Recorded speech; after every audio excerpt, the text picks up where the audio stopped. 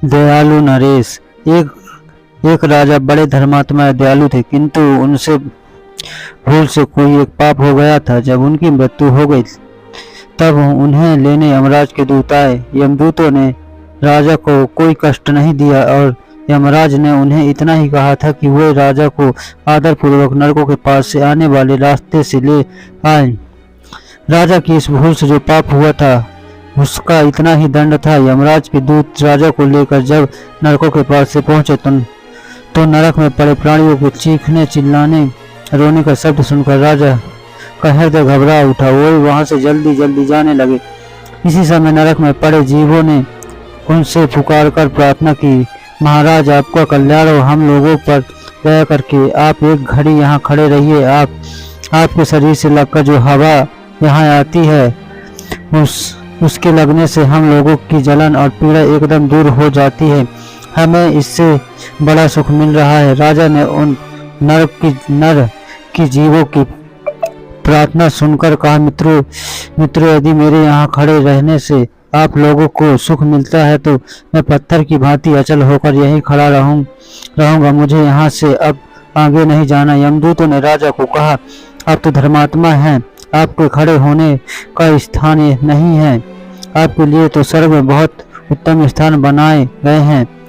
यह तो पापी जीवों के रहने का स्थान है। आप यहाँ से झटपट चलें। राजा ने कहा, मुझे स्वर्ग नहीं चाहिए। भूखे प्यासे रहना और नरक की आग में जलते रहना मुझे बहुत अच्छा लगेगा। यदि अकेले मेरे दुख उठाने से इन सब लोगों को सुख मिले तो प्राणियों की रक्षा करने और उन्हें सुखी करने में जो सुख है वैसा सुख तो स्वर्ग या ब्रह्मलोक में भी नहीं है।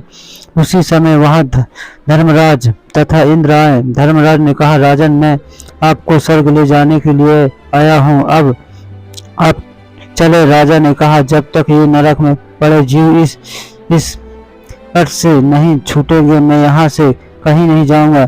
धर्मराज बोले, ये सब पापी जीव हैं, इन्होंने कोई पुण्य नहीं किया है, ये नरक से कैसे छूट सकते हैं। राजा ने कहा, मैं अपना सब पुण्य इन लोगों को दान कर रहा हूँ।